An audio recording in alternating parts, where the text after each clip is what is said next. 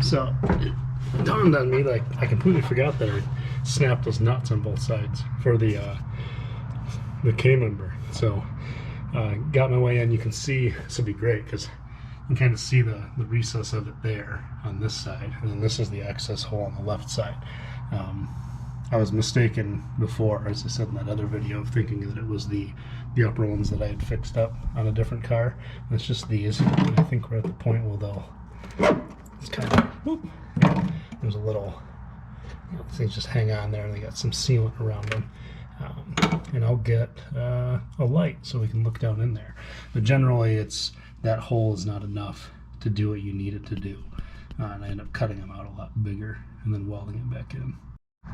So here we go. And you can see it's like a weld-on sort of nut thing that you can't actually hang on to. So the idea that you could go through this hole and fix something is nearly impossible. What you end up having to do is, where this light's shining, you kind of cut a big area out so you can reach in this ways to cut that thing off of there. And then you can put your own nut in place, just a normal nut.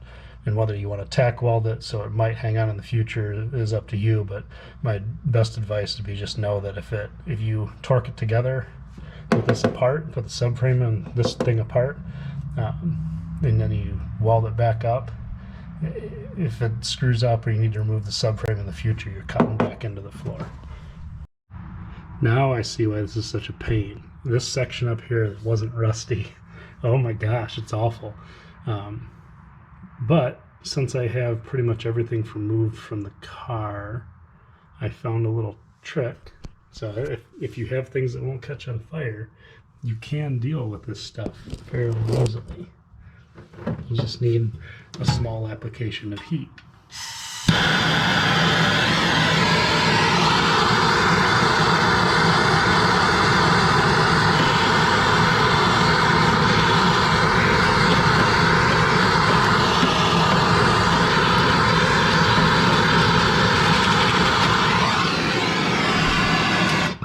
See, it peels right off.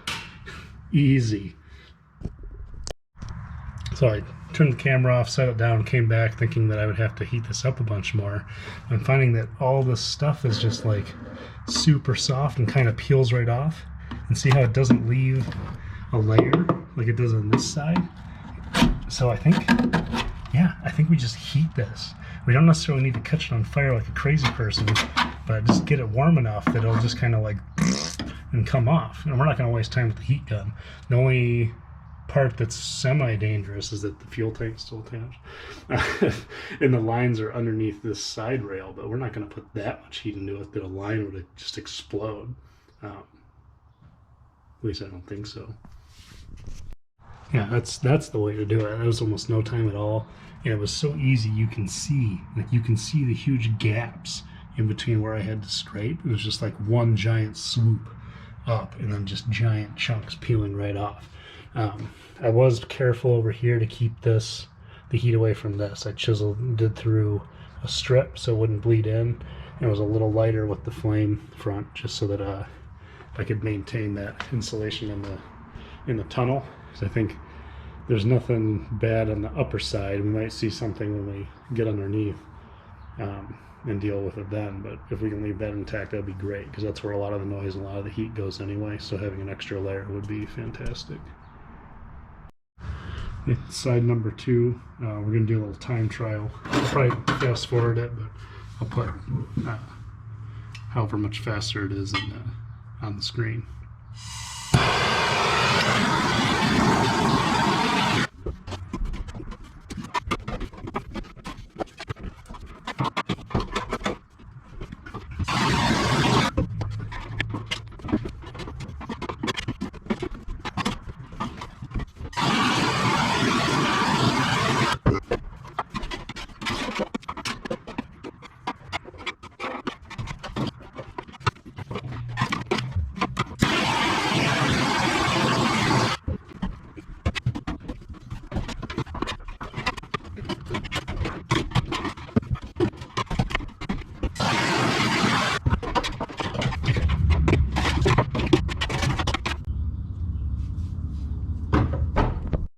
So other than that rear passenger, there's a big spot there that's really stuck on good that I'll have to give a little attention to.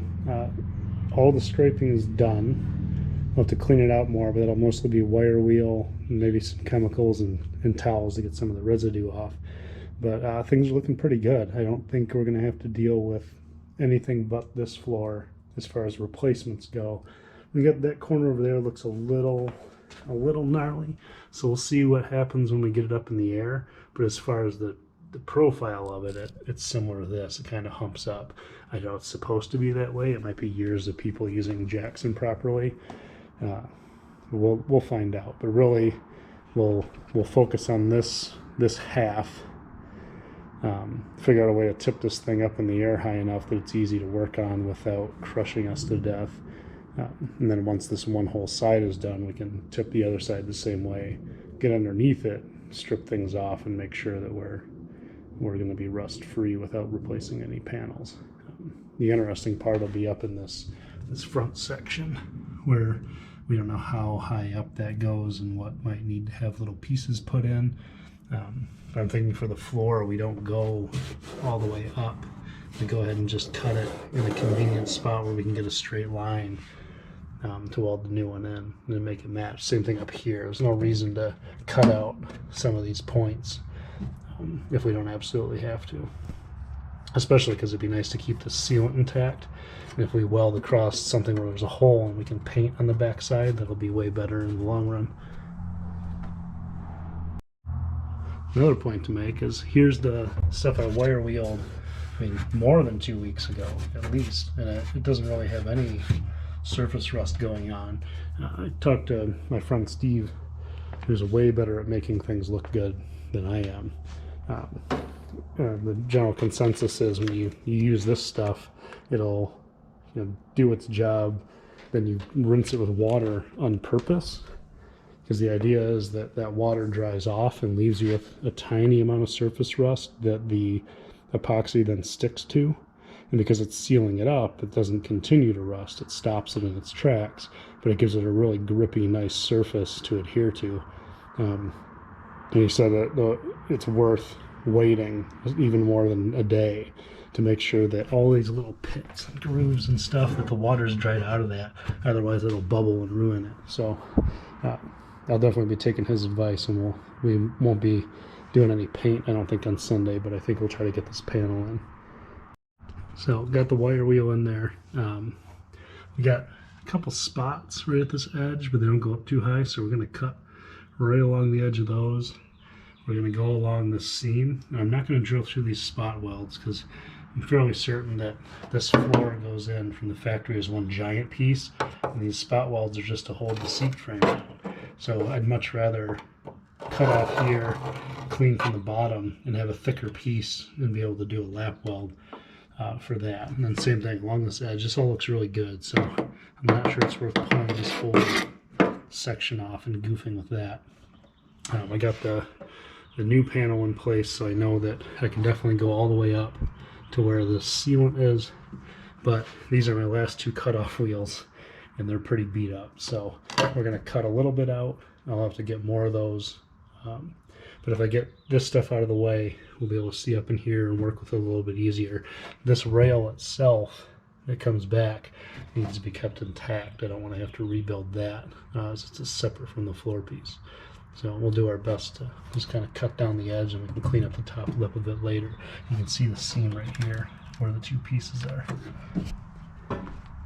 So got a good start, but pretty much ran out of wheel, and realized that for these corners I got my prison shiv. This is just some rubberized tape stuff. It sticks to itself and the other things. Works really well for getting into like little tight spots if you don't have a Sawzall. But after sawing on this a little bit, I remembered I do have a Sawzall. So we'll use that for a little bit here. Oh buddy, I remember at one point thinking to myself, hey, you should just replace the brake lines, because in the back they're pretty nasty and gross and rusted. And then I remember this one time this guy cut through his brake lines with his Sawzall. So we're gonna get new brake lines. Okay, so starting to get into Fred Flintstone mode, and then at this point, you know, I'm doing really rough, dirty cuts with the Sawzall because I want to get through it, kind of see what's going on. And this piece, you can see on this edge, it's just one piece, right? Well, if I reach my fingers under here like this, we have another little rail, a little rail coming out where it's 2 layers, and I can feel right at the tip of my finger the edge of that. It kind of runs right along there. You can see the tip of my thumb, there's a spot weld, and I'll dip the camera underneath because I haven't put my head under there yet. But it looks like we have a layer of material from the firewall coming back this way. So ideally we'll be able to salvage a lot of this upper stuff and just come along this edge where it's rusty right up there, save this bottom piece, have it hanging out, and then cut this guy to fit. That way we can do something in this surface that still feels, because we weren't having problems underneath. The problem was water sitting on top of the carpet. So if we can clean up that bottom section, it's going to keep things pretty strong. This just kind of all just blew out. I sawed through it, so, but it feels like that. Well, it's hard to tell. We'll see if we need to add more section in there as well. But I think this will be a good stopping point for tonight. We got a bunch of pieces out of it. We kind of know what's going on. We can give it some thought during the work day. I need to get more cutoff wheels. I should probably get more bimetal blades for the Sawzall. There's not really a whole lot more Sawzalling to do. I'll get more anyway because I just need them, and they're good to have on hand. You don't want to have to go to the store to fix something because you didn't have the shit already lying around.